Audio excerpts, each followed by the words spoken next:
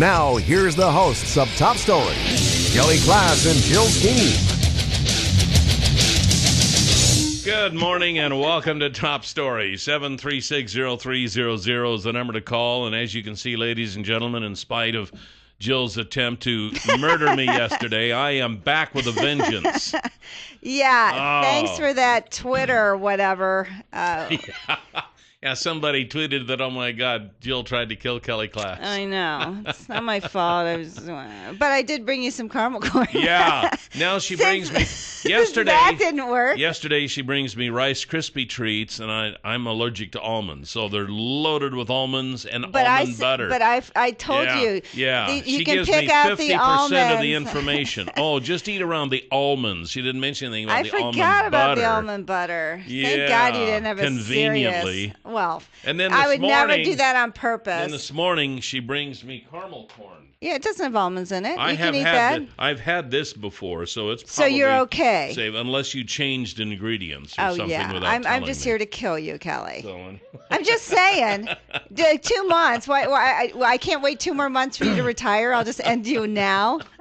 Save the company money on the retirement party. You'd probably make a few people happy too. Would I? Not as many. I know of at least if 2 you fed right me off almond of the bat. butter. Yeah, right. And they haven't called recently. I'm kind of shocked.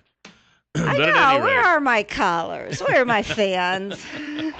Anyway, it's hump day, but we don't know that because Kelly lost all the bumps for the song. I know. Whatever. I'm sorry. We're going to talk at 8:30 to I know I have her. Oh, Tana Barton. Going to talk about CASA's Fall Fashion Festival coming up.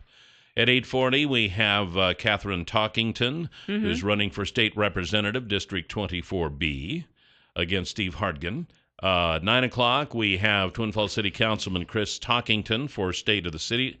Oh, it is Chris. Okay, yeah, I wasn't sure. State of the City, unless they made a last-minute trade. We never know. And then at 9:20, 9:20, it's Don Hudson, who's running for state representative in 26B, I believe it is. People are going, where? Yeah. Well, it's in Blaine County. Well, you know, our radio station reaches pretty far up there. It does. Yes, it does. So okay, one of your fans is on the line. Top Story, you are on the air. Good morning. Good morning. Good morning, Kelly. Good morning, lovely Jill. Hello. Jill, the money was already in the mail. Oh, come on, Jill. You got to do better next time. Okay?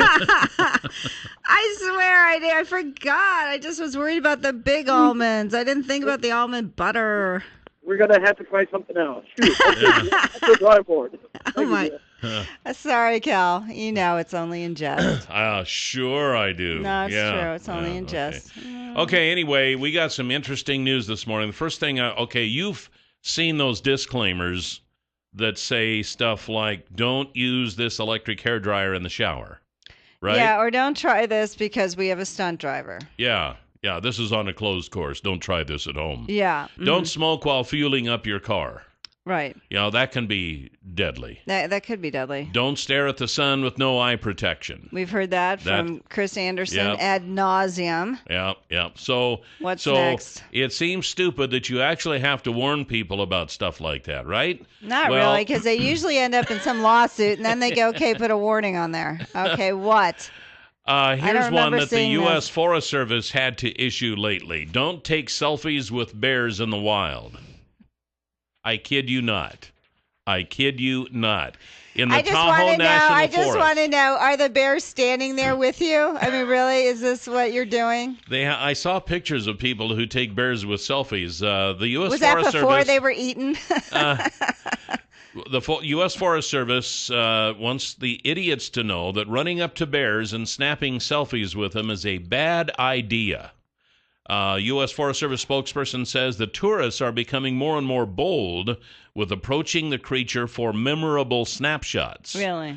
Lisa Herron, a spokesperson for the U.S. Forest Service's Lake Tahoe Basin Management Unit, says that visitors to Lake Tahoe need to be more concerned about their safety than about their social media profile pictures. We could say that on so many levels, I'll take a selfie as I'm driving with one hand, with my head out the window. We've had mobs of people that are actually rushing toward the bears trying to get a selfie photo. Stop. It is presenting a safety issue. We're afraid someone's going to get attacked. This issue is getting so out of hand that the Forest Service is threatening to shut down certain areas if people continue to act recklessly with their cameras around wildlife. You know what? I'm surprised you haven't said this. It serves them right when they're like That an was my appetizer next for sentence. the bear. Let them go. Let them do that. If they're stupid enough to do that, let them go. If you're stupid enough to shower with your electric hairdryer and suffer the consequences, it's called the Darwin theory. And then the bear will say, do you have any salt and pepper to go with this? Maybe a little ketchup. He's a little dry. Like, what are people thinking? I am upset at the Forest Service for spending this time and money to warn people not to take selfies with bears. To protect they should let them go. Protect the taxpayers that pay their salaries. They're probably like, maybe I should protect them. He's paying taxes. I couldn't believe it when I saw that. I thought, are you kidding me? They have to warn people not to take selfies with bears. Okay. Don't kiss someone with Ebola. Well, I've heard the most ridiculous things with Ebola. This woman, the teacher in Oklahoma now, she came back from Rwanda. It's not near Sierra Leone. It's not near Nigeria. They had one instance of Ebola in Rwanda, and so now she's in quarantine for 21 days. I'm like, we are out of our minds. Anywhere in Africa now, you're like, come on. She was actually farther away from Ebola in Rwanda than many people are from the Ebola that happened in Texas. So I guess by going by that theory, we need to quarantine everybody within 1,000 miles. Texas? I don't know. That might be a good start. It's a little crazy down there. And I've lived there, so don't give me grief. I lived there 6 years. You're an expert on Texas now. My family still lives there, so you know what? A little quarantine for Texas might help it. But you have family living everywhere. Well, no, I don't. I just have a few spots. In fact, tomorrow we're going to be talking to Millie, who is your niece-in-law. She's from Sierra Leone, for crying out loud. She is. Her mom is still in there, and she's been telling us some interesting information. What's happening? She hears it daily. So she's coming on to that'll be interesting. Talk about Ebola, and then we'll all be. She's your relative. Yeah, and then we'll all be self-quarantined for 21 days, Kelly, just because she said the word Sierra Leone. 7360300. Top story. You're on the air. Good morning. Good morning. Good morning. It's a beautiful morning. You were talking about idiots posing with bears. Well, I was in Yellowstone Park, and there was a park ranger standing close to me, and this guy sent his 10-year-old boy down in those reeds to flesh out this moose, and his dad said, get really close because you're going to have to scare him. That ranger turned to me and goes, idiot number 5,000 something. Yeah. So he had to go down there and rescue this boy. Oh my. No. Can you imagine what these forest rangers see? Seriously, we're like pathetic. Moose are deadly. Yeah. They can be. They're not happy. Leave them alone. They're pretty territorial. Thank you for that information. Thank you. Not surprising, though. Not surprising at all. Not People think surprising. That's cute. Speaking of idiots. Remember yesterday we were talking. Excuse me. Don't even blame it on my caramel corn. You didn't try any yet, did you?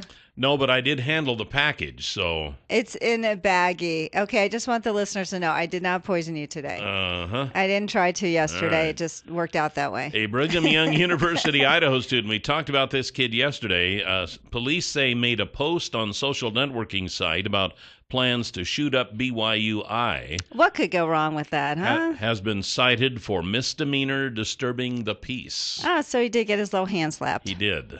Thank you. The Post-Register reports that Rexburg police on Monday cited 19-year-old Joshua Tanner David a day after the post that lit up social networking sites. Police say he made the post at about noon Sunday on a site called Yik Yak and expected software to prevent it from posting. Now, okay. I'm sorry. There's hardly words, really, to respond to this guy's rationale. So now we're expecting software to stop all of our stupid, idiotic moves. I wonder if they've got software that can stop you from taking a selfie with a bear. Apparently not. That's why they have the forest rangers. It's like, oh, my gosh. Anyway, he is scheduled to be arraigned on Election Day. Oh, nice. November How appropriate. Anyway, I don't know. Can't he, shouldn't he be studying more? Why does this guy have this much time Just go study Hey, harder. it was Sunday at noon. For crying out He loud. should be. Well, He if was he's bored. at BYU, they should be in church. They spend a Yeah. lot of hours in church. He should have been there. Say, here's a kind of voting machine that apparently is making its debut now across the country. If you try to vote Republican, it automatically votes Democrat.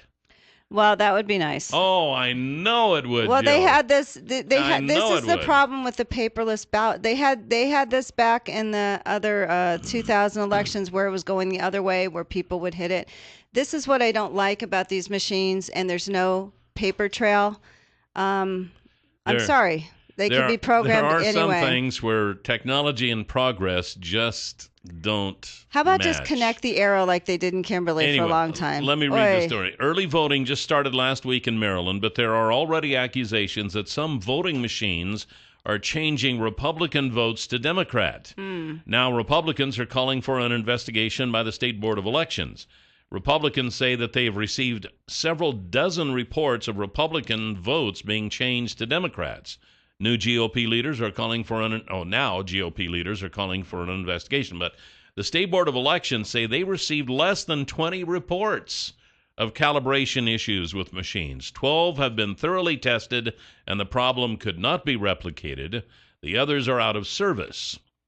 In a statement, board officials say election officials receive similar reports in every election. Post-election analysis has shown that this is caused by voter error. Well, this one was interesting. Voters with large fingers or long nails, or voters who hold the touchscreen with their palm resting on the screen, seem to report the issue more frequently. Okay, this is my other observation. If that happened to me, I wouldn't just go, thank you. I would call the person right over and say, change this vote. I wouldn't leave. I mean, you have to question, is this true? Are these rumors? I wouldn't let my vote, I say my vote wouldn't be counted. Like, you'd have to change it. Maybe they did call someone over, but what can they do? This is a computer. They have people that they're volunteers helping at the polls. You have county clerks. Christina Glasgow, you call the county clerk. I wouldn't leave the place until my vote was changed back. I wouldn't either. So, I mean, I don't agree with these machines at all, because we heard problems in presidential elections going the other way. But I would not leave you would have to pry me out of the election area. If you haven't seen the movie Man of the Year with Robin Williams, you got to watch it, because it is about a comedian who becomes a presidential candidate, and it's about online voting. And I'm not saying that they're not going to perfect it someday, but it just shows you a possibility. You need to watch it. Man of the Year, Robin Williams. Pull it up on Netflix or something. 736-0300 is the number, and we'll be right back. 736-0300 is the number to call here this morning on Top Story. Dave Hansen and the crew at Canyon Pond want you to stop by and see everything that they have in the store. Now, we were there last week, but I'm sure that there's probably all different sorts of stuff there now, because that is the nature of a pawn shop. And the pawn shop, the Canyon Pawn, is the newest pawn shop in Twin Falls. So stop by, see their camping stuff, their woodworking stuff, fishing poles, tools, and guns. They've got lots and lots of guns. And with this being hunting season, that would be the first place to stop on your way out of town, heading hunting. Get a new gun. They are on Shoshone Street, right across from Wells Toyota on 3rd Avenue South and Shoshone. Easy to find. Tell them that we told you to stop by. Say hi. I actually talked to a couple of people last week who hadn't been there yet. I think they were the only two people in the Magic Valley who haven't stopped by Canyon Pond. Well, Dave says a lot of people are stopping by. Yeah, that's right. That's right. We have going to be talking about CASA and an event they have coming up here shortly. We have Catherine Talkington running for state representative at 8:40. At 9 o'clock, we have State of the City with Twin Falls City Councilperson Chris Talkington. And at 9:20, we have Dawn Hudson, who's running for state representative in District 26. So going to be a busy day today. You had an interesting question about cheesecake. Well, no, I didn't. Someone, I do Death by Chocolate. We have 5 categories: cake, cookie, candy, brownie, unique dessert. Someone said they wanted to do a cheesecake in the cake category and asked me if it was a cake. So I looked it up. According to all the research and sources, It's considered either a pie or a tart. It is not considered a cake. Really? Yeah. So why do they call it a cake? I don't know Should it why be a they call cheese it a pie cake. or a cheese tart? Some people say it should be called a cheese pie. Really? Yes. I think they should call it a cheese gel because it's more like a gel. Oh, God, that's gross. So anyway, there will not be a cheesecake in the cake category for Death by Really? Chocolate this year. Well, you have to be, it's pretty. You can't just throw stuff in. He could maybe be a unique dessert, but that category's filled. Oh, So sorry. Well, It's got to either be a I don't cookie, know. candy, brownie, cake. We got a caller here. We've had issues in the past. Trust me, we're not doing issues. We got a again. caller here. Somebody might want to disagree with that. Go ahead. 736-0300, top story. You're on the air. Good morning. Good morning. Good morning. I don't want to disagree with it. I want to talk about the bear issue. Oh, okay. Yeah. Yeah. Well, all I wanted to say is I'm going to miss you when you're gone, Kelly, and I would wrestle a bear for you. It wouldn't be a grizzly. It wouldn't be a black bear or even a panda. A stuffed? But a Care Bear, I'd take that sucker on for you. Oh, thanks. I appreciate that. Good morning. All right. Thanks Thank for the you. call. I know. I hear that all over town. I'm going to miss Kelly. What's going to happen? What are you going to do? Where's going to happen? I'm going to go wrestle bears.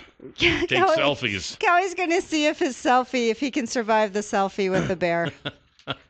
Maybe there's a bear in your ham radio basement we don't know about. Okay, there's a 34-year-old man facing a long list of charges in connection to the robbery of the Twin Falls Pharmacy over the weekend. Save More Drug was robbed. Police say with the help of a SWAT team, they arrested Billy Joe Bodenhofer Really? at his home on the 800 block of Elm Street North Tuesday afternoon. Billy Joe. Billy Joe. I don't know if he's... What was his name? Billy Joe Bodenhofer. Bodenhofer. Right. But he held up Save More Drug on Main Avenue Saturday, allegedly. Store employees told police that the suspect showed a handgun and demanded specific prescription drugs. So is he...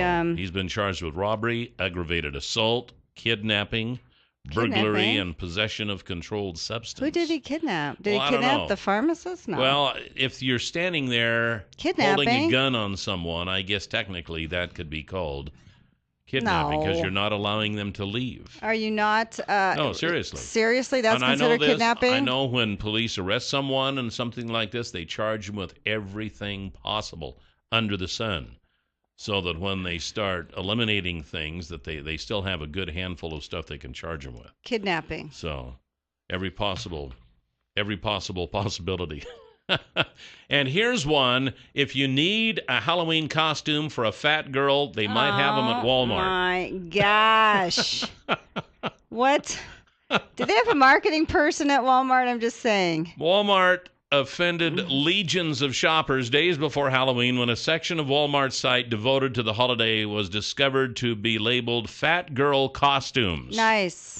Upon inspection, it appeared that all of the plus-size adult costumes for women had been aggregated to that category. Really? With more than 20 pages of festive garb, from gothic vampires to Olympic goddesses, falling under the description costumes for fat girls. Not sure labeling these as fat girl costumes is the best approach. You think? Kristen Washburn tweeted at the company when she discovered the label on October 21st. Of course, Walmart Twitter account replied within the hour, but it was unclear whether the initial response was automated or not. Really? You think so? Well, Your comments and suggestions are important to us and help make Walmart even better. Thank you. The account wrote. I am sorry. Maybe you should get a marketing person. Maybe you should get someone with common sense. Nope. Maybe someone who would sit there and say, fat girl costumes. Fat girl costumes? Are you kidding me? But it's okay to take selfies with grizzly bears. It's not okay, apparently. Maybe the Walmart marketing person should do that. We'll be right back. 736-0300 is always the number to call. Don't forget to get a hold of Pat Hartzell with Stanley and Company. He can fix it up so you can see a Lowen honey loader in operation, which loads all types of manure, anywhere from liquid to frozen and dry. And with all the feedlots and dairies around here, there are many that have sold. And if you are considering one for your feedlot or dairy, you can go there and watch it operate. Just get a hold of Pat. He can make sure that happens. And if you decide, I would like to put my hard-earned money down for one of those Lowen honey loaders, he can help you there, too. 280-1167 is his personal cell phone number. 280-1167 to get a hold of Pat Hartzell with Stanley and Company. We have Tana Barton with us this morning, who's the Executive Director of CASA. Good morning, Tana. Good morning. Good morning. Tell us what CASA is. CASA stands for Court-Appointed Special Advocates. We judges appoint our program to represent the best interest of abused children in the Magic Valley.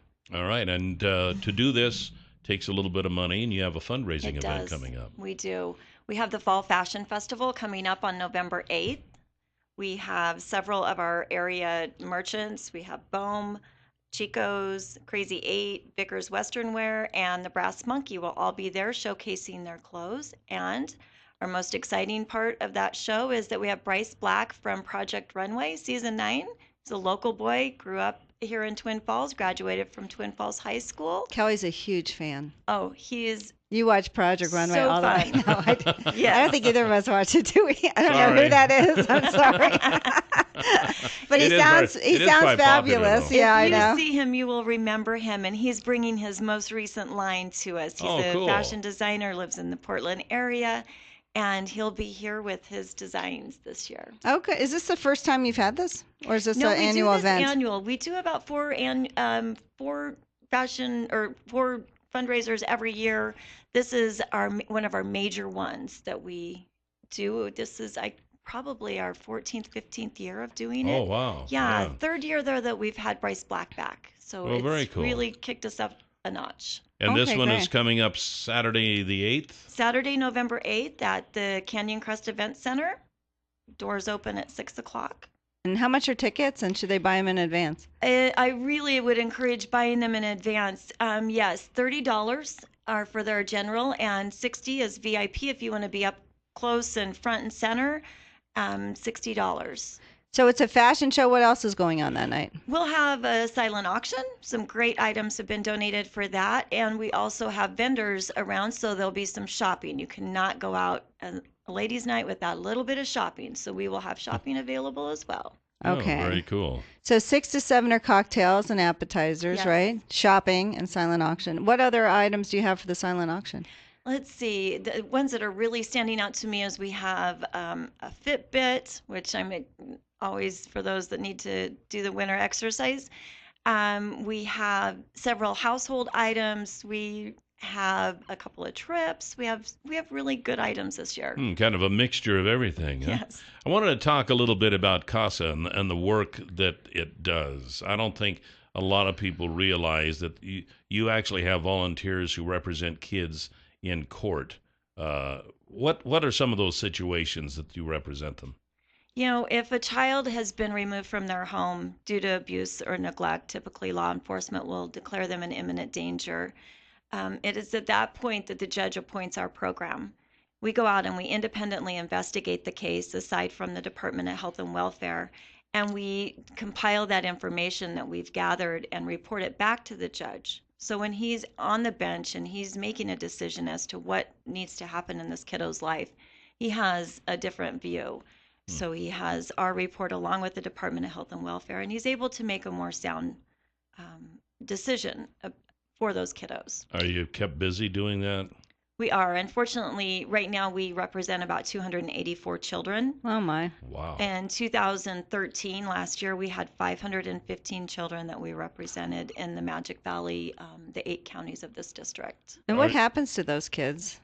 I mean, after they're represented, and the result is they have to leave their home. Where do they go? Foster care? They go to foster care. There's facilities that they sometimes go to, and sometimes they're able to stay in their home.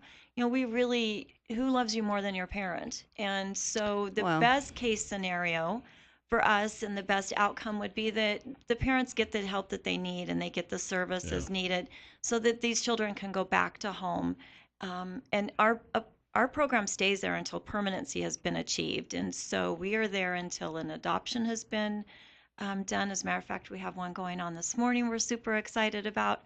And permanency is what we look for, whether that's at home, adoption, or possibly with a relative. Are you looking for volunteers? Yes. Okay, so give out your number in case someone is interested, because Yes. we're running out of time. 735-1177. If you're interested in volunteering, we have people that are retired, homemakers, teachers. You know, if you have an interest in children and you have the time to attend training and spend about 10 or 15 hours a month working for these children, we need you. Okay, We're great. short. What's that number again? 735-1177, right? Yes, All right. 735-1177. Tana Barton, Executive Director of CASA. Thank you very much. Thanks, we appreciate Tana. it. Thanks for Good having luck me. with I the event enjoy on it. November 8th. Thank you. We'll talk to Catherine Talkington next, who's the Democratic candidate for State Representative, District 24B, right here on Top Story. 7360300 is the number to call here this morning on Top Story. And with us this morning, we have Catherine Talkington, who is the Democratic candidate for State Representative District 24B. Good morning, Catherine. Good morning. Good morning, you two. How are you? We're great. We're doing swell. How are you doing? I'm doing great, too. This is a beautiful day. How's the campaign coming along? You know, Kelly, the campaign is coming along just like we hoped. It's just going forward. There's good momentum, extreme enthusiasm. We're doing what we need to do. So for people who aren't familiar with you, Catherine, you want to give us a little bit of background, and why did you decide to run in a campaign? Sure, Jill. Well, I decided maybe 5 years ago that it was time for me to get off kind of center and to do something a little bit risky that, excuse me, that would give back to the community. And I couldn't figure out what to do. And then I decided education. Oh my goodness, education is forefront. What can I do to speak up? I can run for the legislature. And you are a former teacher. I'm a retired teacher with 40 years in public education. Was that in Classroom teacher. Idaho? In Idaho, yes. Twin Falls. Most of my career has been in Twin Falls High School, and then Magic Valley High School, Magic Valley Alternative. So you're a Magic Valley kid, you might say. I was born and raised here. Yeah. So you're taking on a pretty big powerhouse in Steve Hardigan, who we will have on Friday, I believe. Correct, Jill? I'll check. Yeah, I think he is on Friday. Yeah. How does that feel? Well, I'll tell you, Kelly, I knew from the beginning it was going to be a challenge. And I knew from the beginning we had to do it people to people, vote to vote. And so that's why we've been out in the neighborhoods. I've been in every single neighborhood. We've made contact with 8,700 people. Door to door, right? Door Wow. to door. We have walked the length of Idaho with me, with volunteers. We have covered it. We have talked to people every single day. In fact, when I leave here, you know what I'm doing. I'm out in the neighborhood. We are not standing still. What is your biggest concern? I know you said education was the reason that you decided to run. What is your biggest concern about education, and how do you feel your opponent's been handling it? Right, Jill.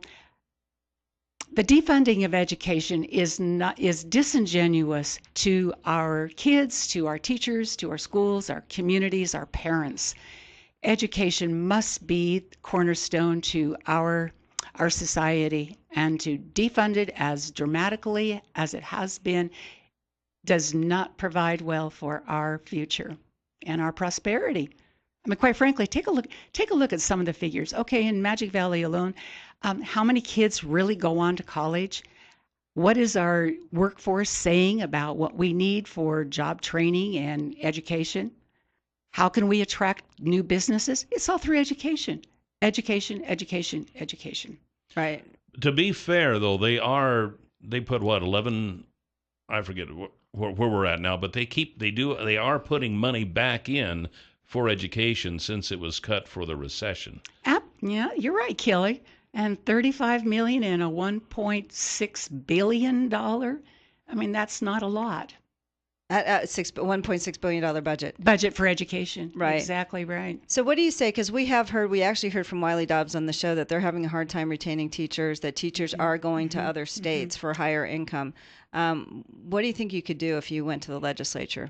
Well, for one, I'm an educator. I'm a teacher. Teachers have been, what is the word I want to use? Teachers have been disrespected in our legislature. The comments made of, maybe they don't want to be held accountable. That's one comment my opponent has made.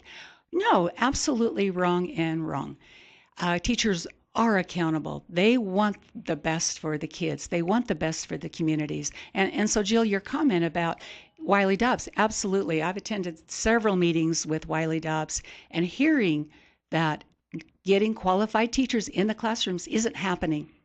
It is not happening. They're leaving. Right. There are some classrooms. Oh, for instance, let's talk about the classroom size. Third graders with 35 kids in a classroom.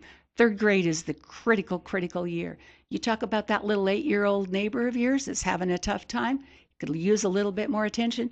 How can one teacher do that in a class of 35? That's right, because if they don't read by the grade 3, we understand, then they have lost it. They actually determine prison populations by third grade. Exactly right. Exactly right. And by third grade, then if a student is not up to skills, then we're talking remedial action all the way then through. And you're right about the prison population. So what do you propose to fix this? What do I propose to fix it? Okay, Kelly. Yes, we need to raise the salaries. We need to absolutely raise the salaries. We need to give the teachers the empowerment. We need to give our local communities the voice on what they want and what they want to do, how they suggest funding education. Okay? Stabilization of education funds, equalization of education. We're tying education to consumer index. And we know when economics go bad, consumer spending goes down. Let's stabilize our educational funding, make the education funding stable so that there's predictability. Catherine, what other issues are you looking towards that maybe you haven't been so happy with your opponent's voting record on things? Right, and that's the public lands. But Jill, I want to go back and talk just for a moment here, because door to door, I am hearing, number one, I'm hearing education has to be important. I'm hearing this across all demographics of Twin Falls. Number two, I'm hearing public lands. Keep the federal lands for our access. That's hands down. Well, there's some confusion because, I keep hearing, take our lands back. But my understanding is the reason we're a state of Idaho is it was for exchange for the land to the federal government. Is this possible to take our lands back? According to our Constitution, we gave up those rights when we became a state, and we gave them up forever. And that's our own Attorney General's opinion. And so, quite frankly, what we're doing is we're spending money we could be investing in education, trying to find something that there is no win for. Okay. We have a caller. Top story. You're on the air with Catherine Talkington. Good morning. Good morning. Hi, good morning. Thanks. Hey, just a quick question. Well, my wife's a teacher, and I agree teachers are underpaid, should be paid more. I agree with your point there, but what are you going to do to decrease the size of classrooms? How are you going to resolve that? Oh, exactly right. Well, it means more teachers, doesn't it? It means that we give our teachers help. It means that perhaps we hire more paraeducators to help the teachers in the classrooms. It's going to require an investment, no doubt about it, and it's going to be tough. There's no doubt that the Idaho legislature is dominated by one party, the Republican Party. How do you feel you could work with a domination like that, being a Democrat? Absolutely. And Kelly, that's a good question. I'm a teacher. I know how to get along with everyone. And if you want an experience in a classroom, you better believe that you have to cross all borders. You have to cross over into everything, and you learn to communicate well because your mission is what is important. There's a lot of talk, and we've talked about it for quite some time, some of the issues that the legislature has dealt with to get more money for the state. One of those is a taxation on internet sales. Mm-hmm. How do you stand? And a lot of people see that as just more taxes. How do you stand on that? It sounds like a fair tax. Mm-hmm. I think there was a figure thrown around? I've heard between $35 to $60 million that we could have in our state if we charge that, and other states do that. Would you try to fight for that? It sounds like a fair tax. I stand on that. Okay, great. There's also talk about the infrastructure of the roads and the bridges in the state. We've been fighting over that and we're how many millions of dollars behind? $250, $300 million or something behind in maintenance for the roadways. How would you fix that? Well, it sounds like a user tax needs to be investigated. It sounds like we need to take a look, because we've neglected this for years. It sounds like we need to take a look at how the user tax could be implemented in a fair way. User tax meaning like toll roads or? Well, maybe gas tax, increasing the gas tax. I think there's a good conversation that could happen about what the alternatives are to this, what the options are. I don't have all the answers, Kelly. I think that's where we come out with a conversation. Let's get together. Let's discuss. Let's come up with the best ideas. What are other things that you're hearing out there, Catherine, besides public lands, education? Are people concerned about other things? Jill, what they're concerned about is they are wanting not to be locked into political ideology. I am talking to Republicans. I'm talking to independents. I'm talking to Democrats all across the board.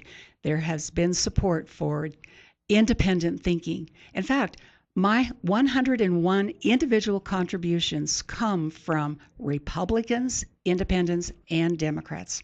Okay. So people are tired of ideology. They want they want compromise. They want people to work together. Absolutely, they want people to work together. Okay, great. Do you consider yourself, and the reason I ask this question is because a lot of people in Idaho consider Democrats out east as just the most liberal thing that they'll ever find. And I know a lot of Idaho Democrats kind of try to separate themselves from the eastern liberals. Do you do that? Are you kind like of me, Kelly? Yeah, is that what you're saying? Now, like Jill me? is a perfect example of an eastern bleeding heart liberal. A liberal from Massachusetts. Yeah. Could it be better? Are you as liberal as Jill? I'm a Democrat from Idaho, Kelly. They're a lot different. I know. That's for sure. What do you see as your biggest challenge if you are elected into the legislature? Good question, Jill. Since I've not been there, I don't know what some of the challenges are going to be, but I know my biggest challenge will be to study hard and be very informed on what the issues are. And I can do that. So I don't look at that there are biggest challenges out there. I can communicate with people. Okay. That's great. Some people are criticizing, and I'm one of them, Governor Otter for pursuing, they went to court, federal court, pursuing same-sex marriage and now wants to take it to a larger court. How would you feel about that? Do you think it's the best use of taxpayer funds? Absolutely not. Basic line here. Why would we want to discriminate against anyone? Would you be for adding the words to the Idaho Human Rights Act if you are elected? There are 4 words to add sexual discrimination and gender identity, so people cannot be fired in the state of Idaho for being gay, which currently happens right now. Would you be for pursuing that? Because I know it hasn't even come before a committee. Right. And again, why would we want to discriminate against anyone? And let me tell you something. I go back far enough that as a woman, I faced discrimination. As a young woman coming out of college, going into teaching, I can't tell you the inappropriate questions I was asked and why I was turned down for jobs. For instance, I was single. Oh, well, you're going to get married, and then we invested all this time in you. So I have been the subject of discrimination. No. Okay. Discrimination is not right. Okay, go ahead, Ken. Well, I was going to say, before we run out of time here, a few words on a general statement as to why folks should vote for you on November 4th, if they haven't already voted. Right. And by the way, early voting is taking off. Yes, it is. I'm Catherine Talkington. I'm running for the Idaho legislature because I think that we can do better for Idaho's future. And that includes education, fighting for education for our kids, and pushing for better paying jobs and keeping our public lands open. So thank you for your vote. And speaking on early voting, yes, it is open now. It'll be open until 5 o'clock Friday at County West, which is the previous hospital. I remember the old hospital is the one before that, so I have to call it and the both previous Kelly and I hospital. have voted, so everyone needs to get out there and vote. Catherine, best of luck, and you're going to continue to knock on doors? Absolutely. That's where I'm going right now. Okay. All right. Well, thank you very much for being on the show. Thank you. Catherine Talkington, a Democratic candidate for State Representative District 24B, and we'll be right back with Chris Talkington with the State of the City right here on Top Story. Good morning and welcome back to Top Story, 7360300, always the number. Welcome back, Jill. Thanks, Kelly. Same to you. 38 degrees right now. Really? Yeah. Wow. By the way, this weekend is the fallback time. Yes, I've been wondering when it was happening. Yeah, it's this Sunday morning at 2 o'clock. So Yeah. what you have to do, the only proper way to do that is to set your clock's alarm for 2 a.m. and then wake up and set it back an hour and then go back Is to that sleep. real? Is that right? Is that how that Yeah, that's that's the only done? way you can do It's that the only properly. way. Otherwise, it won't work. No. I love this day. You get one extra day, one extra hour in the day. Yeah, but I they love take that. it away from us like 3 months later. So In what? March, we go Can't back. I enjoy it? I For the one day you get 25 hours a day? Come on. Anyway. You only get 25 hours in one day, Jill. I know. It's a 49-hour I know. weekend. I love it. Okay. I'm enjoying it. And in March, it'll be a 47-hour. Stop arguing about it. I just enjoy the day. We have a guest. Be nice. We do. We have Twin Falls City Councilman Chris Talkington with us this morning on State of the City. Good morning, Chris. Good morning, Chris. Well, good morning, co-host. Could I tell you a very short story about daylight savings time? Sure. Go ahead. When it was first begun, whenever that was, they were trying to explain the ramifications to some people on Indian reservations somewhere in the country. And after the people left, the Indian residents were scratching their head trying to understand what it meant. And one of them says, well, the best I can figure is, and he held up his blanket, you cut a few inches off the bottom and sew it on the top. Yeah, I've heard. There you go. There you go. Yeah, exactly. That's a good story too, and it makes that kind of sense. Well, what's going on in the city? I know we're working on bicycle routes. We are. We have kind of the first phase of that going now, where we mark kind of, if you will, the major paths, primarily north and south with striping. It's already been in our budget, so that will be underway. Oh, depending on the weather, it may be next spring when they get that on. I don't know if they're actually putting them down now. We're looking to expand the bikes much more throughout the city around major routes between schools and parks. The Twin Falls is really in the transition stage now where people actually year-round use their bike. Yeah. A few people anyway, but a lot more people Few hardy recreate. souls. Chris Anderson. Yeah, But we're not exactly. He's a missing good anything. example. Yeah, he's out there Well, all I the think time. Dave Nelson Yeah. downtown does Okay, as there's well. two. Okay. But bikes are a viable, safe, clean form of transportation, and we want to make Twin Falls as safe for them as possible without inconveniencing people who have limited place to park their cars. That is a question. I saw that after the article, a comment on there. Is it going to affect parking at all? Well, that's why in the downtown section, the older section, very limited parking. So you can't take parking off the street for a bike route. That's why you don't put your bike routes in the most congested older areas that have narrow streets. So none of them are on the narrow streets? No, I can't say none Okay. of them. You'll have to look at the map. I mean, it's a phase prospect, and we're in phase one, and I think most of the striping will go in the wider streets that don't have an off-street parking concern. Yeah, because a lot of houses in town, the only place to park is on the street. Right. So if they Absolutely. eliminated that, then there'd be an issue. Yeah. Because it's my understanding that if there is a bike path in front of your house, you can't park your car there. Depends. There are some places where there's a parking area on the curbside of an out in the street park or bicycle route area. It's perplexing. If you started from scratch and built Twin Falls, it would be perfect. But you're Sure. trying to accommodate with our as-built system, where you maximize bikes' availability to get around the town without losing parking. It's almost a block by block issue. Yeah, back when the town was first built in the early 1900s, people were trying to get away from bicycles and Absolutely. cars. So now we kind of have an opposite reaction. And that brings up a question, because I know Cliff Bar has talked about, the incentive to buy their employees bikes, and I live out in that area. Those roads are quite small. They don't even have a median, a side really anywhere. Are they doing bike lanes there, or people are just going to drive on the street and take their chances with the trucks? It's always a case of you take your chance in an area or a community that vehicles are looked at as a primary transportation means. A lot more education, a lot more acceptance and give and take on both sides. And bikers need to obey traffic laws. There's no doubt about it.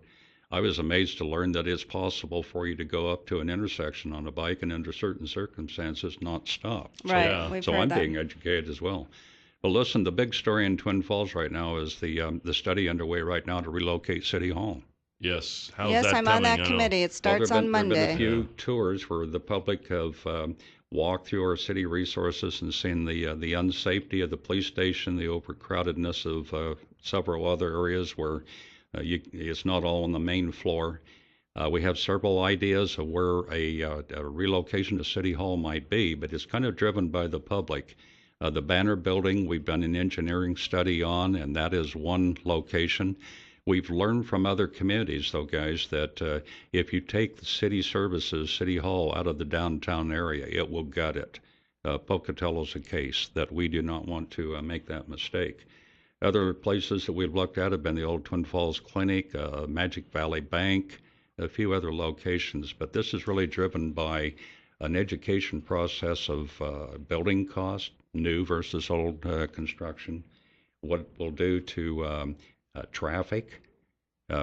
We have a Twin Falls area that has added 23 new jobs, 23 new businesses in the last year and a half downtown. So there's life in the old town, and we want to do our part to remain downtown.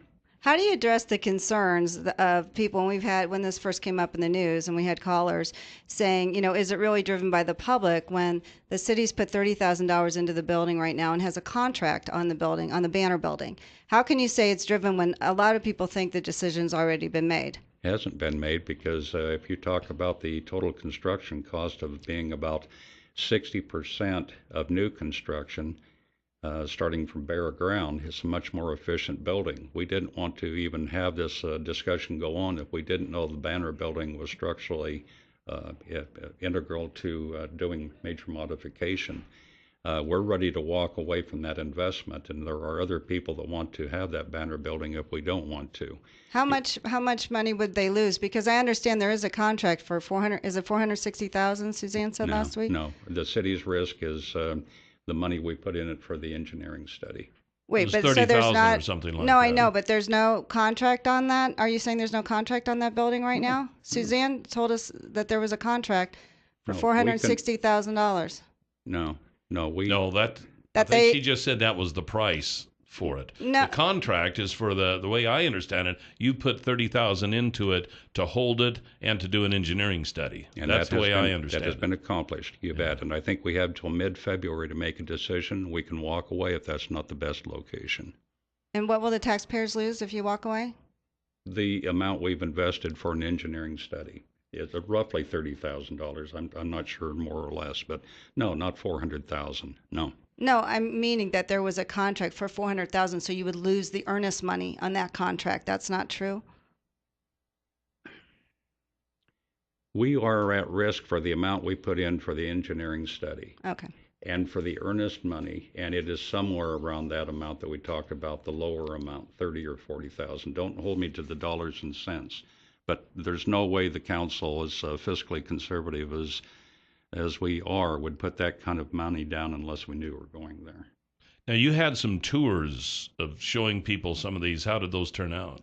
Well, you want more people than show up always at these things, but we want their questions to drive our discussions. And I think they were held over 2.5 or 3 days, moderately successful, but they are giving us some questions like, are you sure we have the parking availability to handle the public coming in? Where will the employees park? What about going up on the second floor? Will we have handicap access? Do you have more room there than you really need? All sorts of questions being asked on that. Yeah. And that was on the Banner Building, I assume? Yeah. Okay.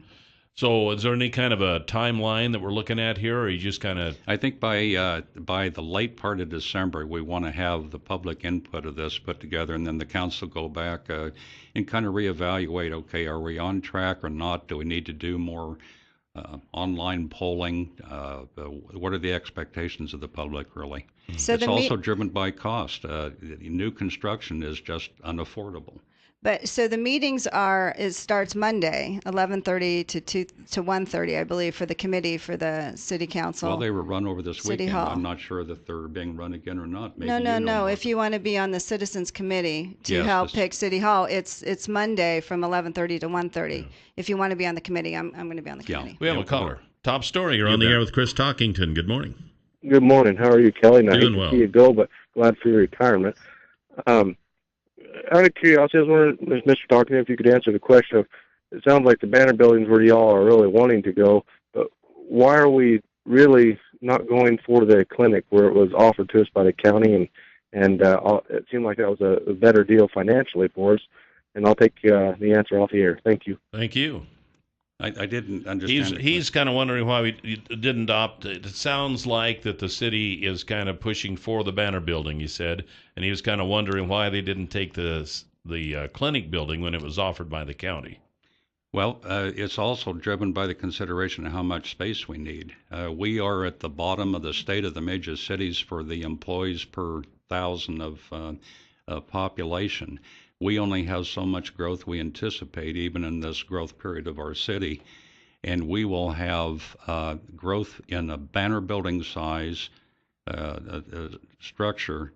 The Twin Falls Clinic, the old clinic, I think has 4 times more space than we would envision growing into, going out even 30 or more years.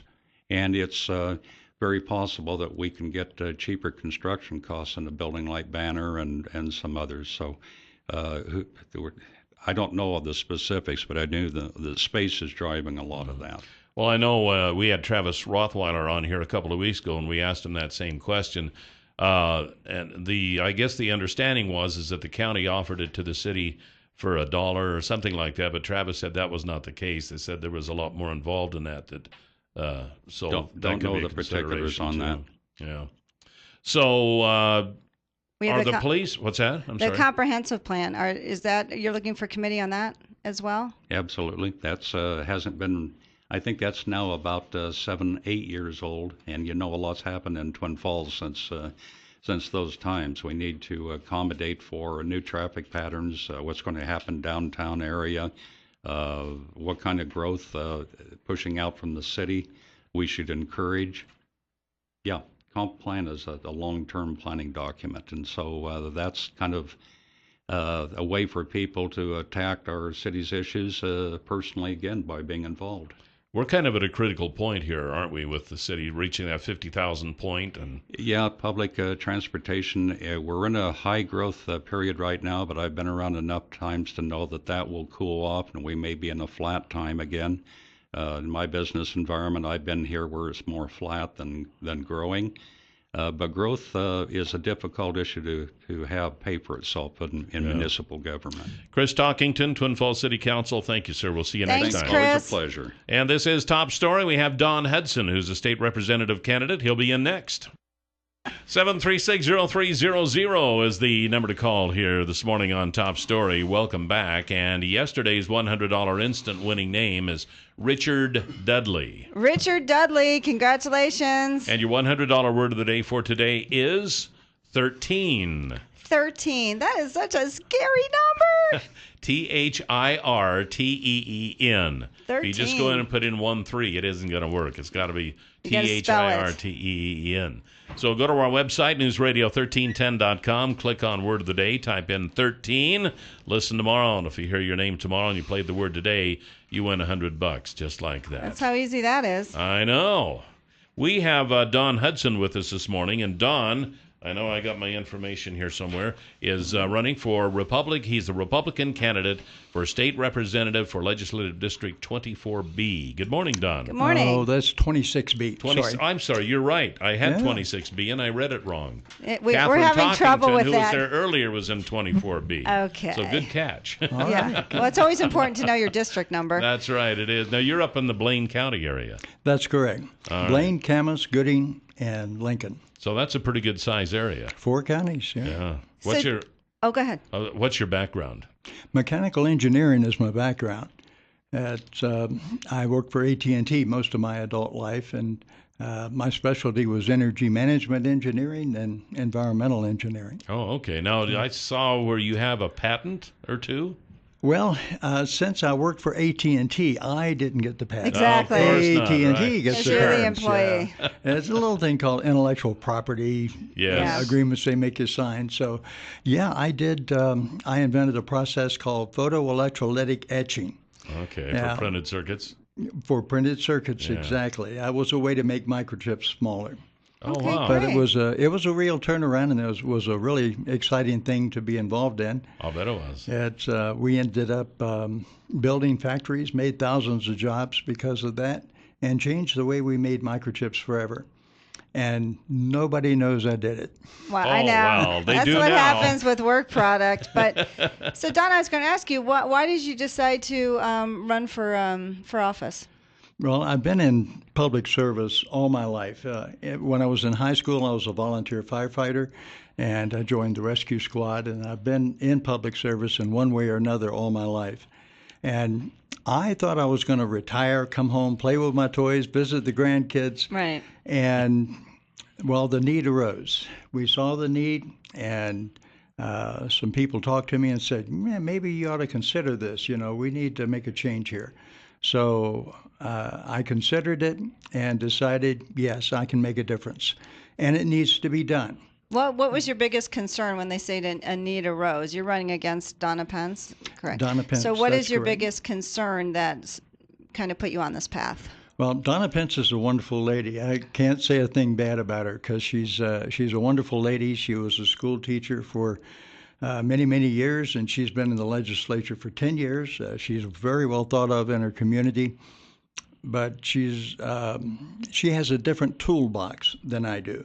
My experience is in big business with AT&T, mechanical engineering. I have lots of public service experience, and I have different tools in my toolbox than she does. And these are the tools that we're going to need going forward. We have a lot of important things that Idaho has to face in the very near future. And I think my toolbox has better tools. What are some of those that you see that we're facing, and how would you handle them? Well, there are a number of them. You've talked about some of them this morning. The biggest one is economic development. Now, under economic development, you're going to talk about education and you're going to talk about infrastructure improvements because they are all the things that support economic development. A lot of people focus only on education, and that's kind of a mistake because it's you end up asking education for what?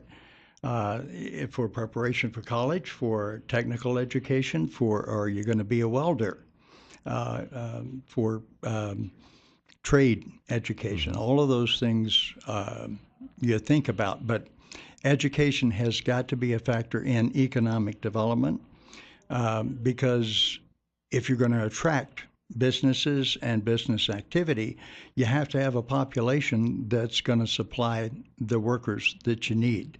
And by workers, I mean everybody from management down to the lowest paid job that they have, the delivery boy or the mailroom guy. And those also, if people you're have to be trained. Well, it's true, and a two-pronged thing, I believe. Like when you have economic development, you would move to a place that has good schools. And Exactly. and that's an issue that we're facing, but we're also facing an uneducated workforce. We've heard that complaint a lot, that they aren't ready for these jobs. How would you address that?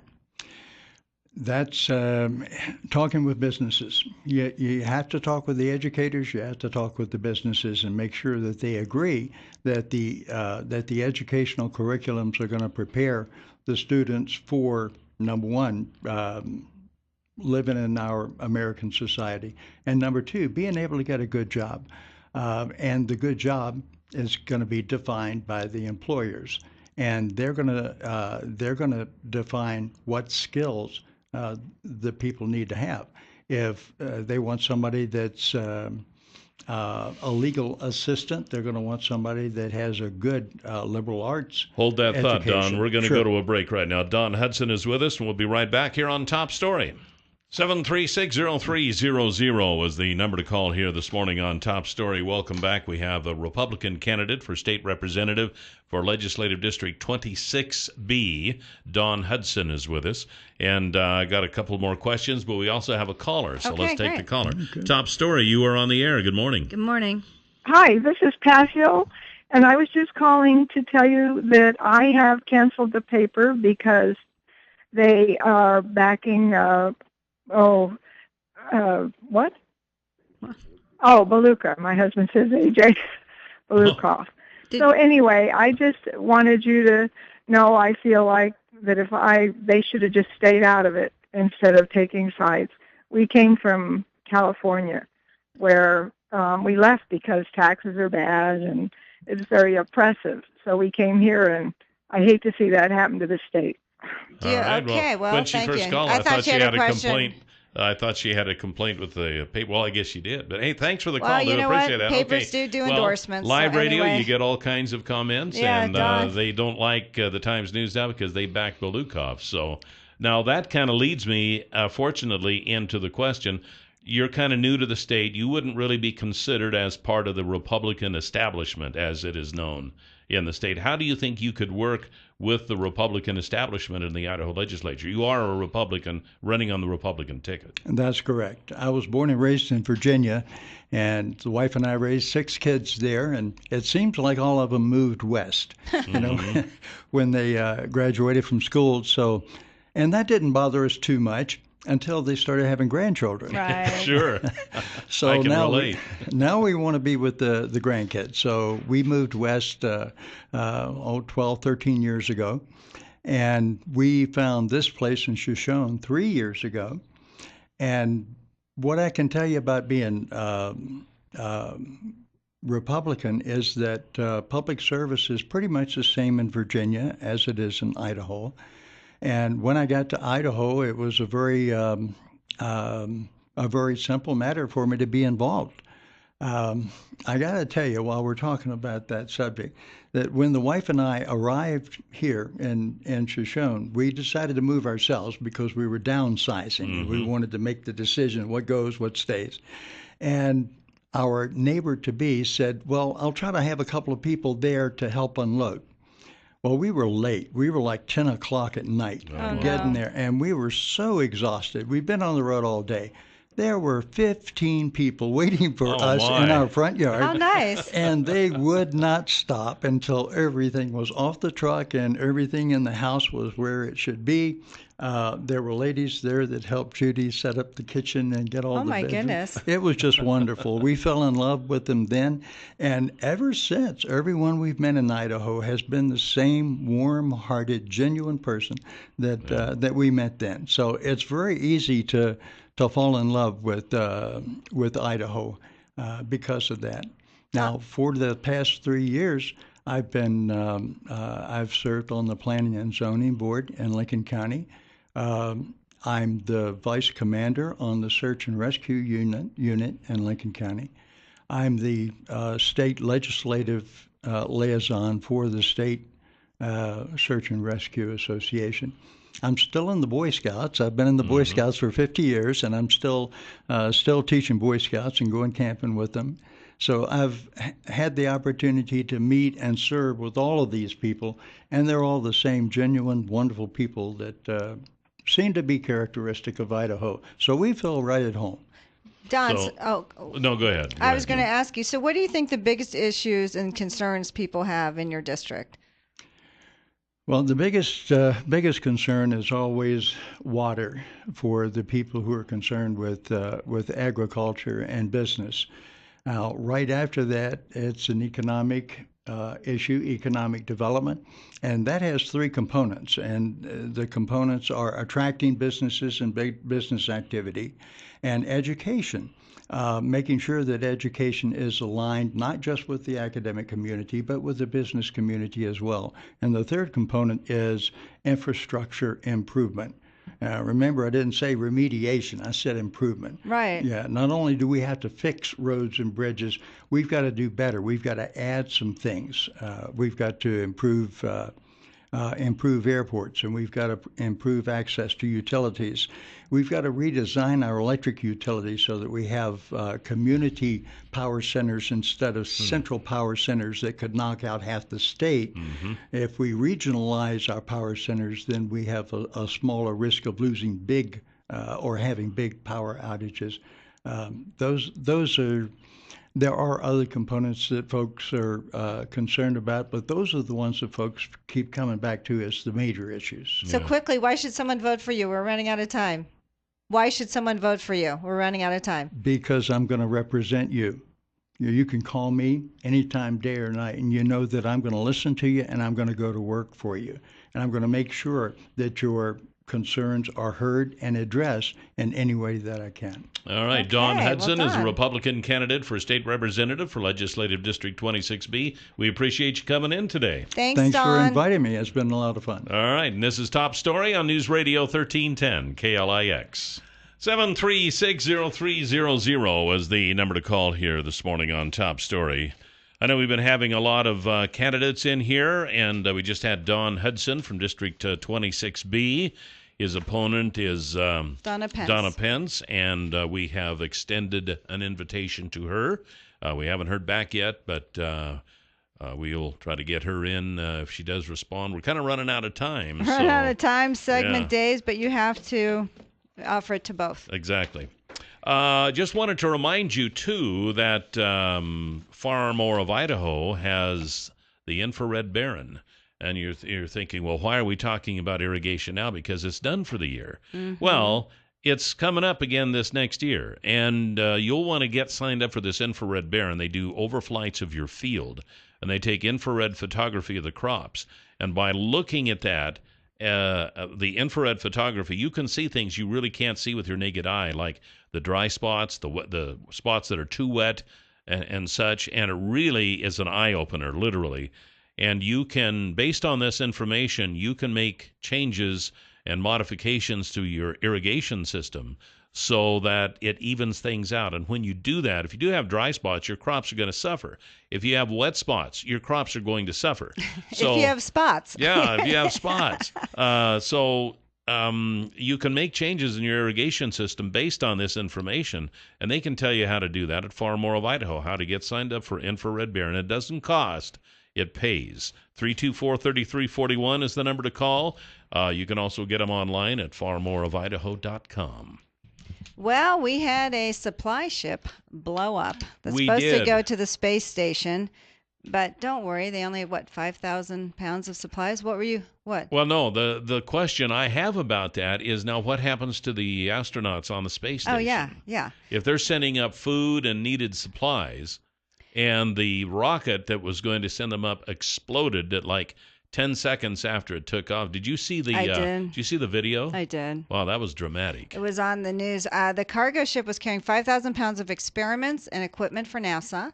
So I'm sure that didn't cost much, as well as prepackaged meals, freeze-dried Maryland crab cakes for a Baltimore-born astronaut who's been in orbit for 5 months. He's probably salivating for the crab cakes. And now look. It's like to-go order. Can you please give me some crab cakes?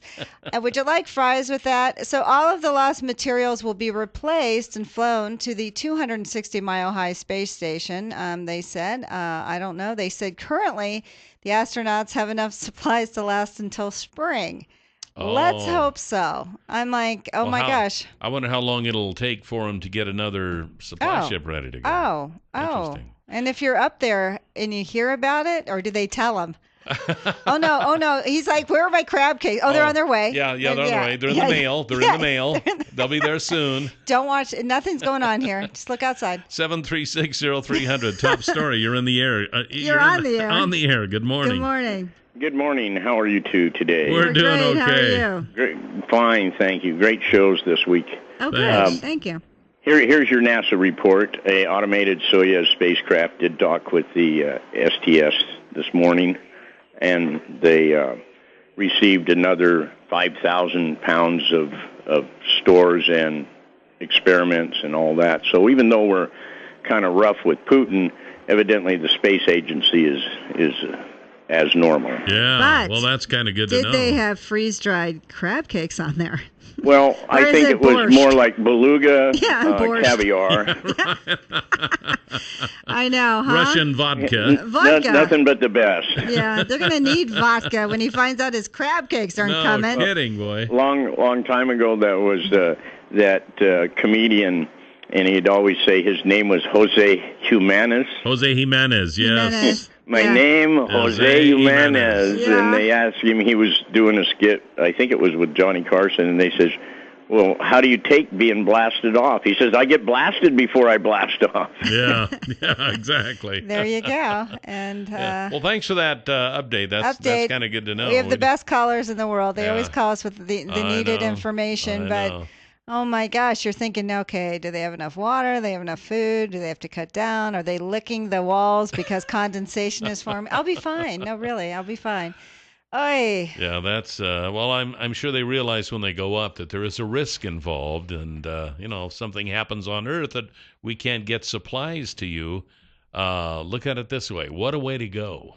Oh my goodness! They said the Orbital Sciences executive vice president Frank Culbertson said the company carried insurance on the mission. That was nice, which he valued at more than $200 million, not counting repair costs. Wonder what the premium on that policy was. Boy, the explosion hit Orbital Sciences stock. More importantly, I wonder what it will be. Yeah, well, the stock just fell more than 15% Yes. in after-hours trading.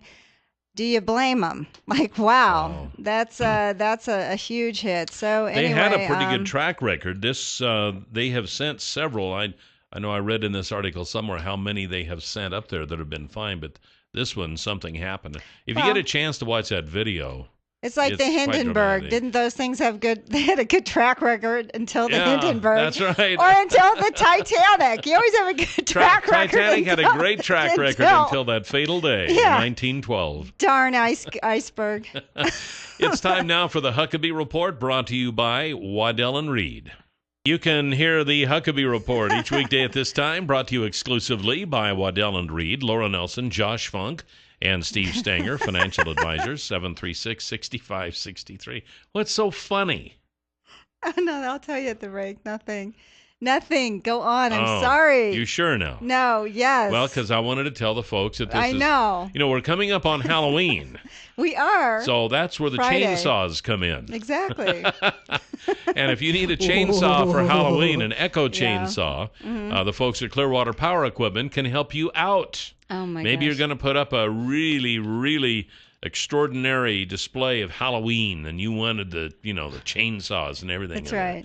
there. You can do that. Or if you just want to go out and get some winter firewood, a new Echo Yeah. chainsaw would be great from Clearwater Power Equipment. Also, leaf blowers. Oh, those and now are that good. we've had our first frost, the leaves will be falling en masse. Mm. And don't use an old-fashioned rake anymore. Use a leaf blower, an Echo leaf blower from Clearwater Power Equipment. Yeah, the leaves falling in mass out here. I mean, you have some areas that have some trees, but, when you talk about trees out east, there are huge, so True. many trees. But a lot of people have I trees in know. their yards. I know, So I know. Rather I'm than just going out there saying. with an old-fashioned rake. No, I definitely think a leaf blower, no doubt. But when you're saying falling in mass, I kind of have to laugh. Yeah, well, the trees that we have. Now, if you're lucky and live in the country like I do and the wind comes up, it just blows them out Yes. onto the fields. To the next. But I still have a leaf blower.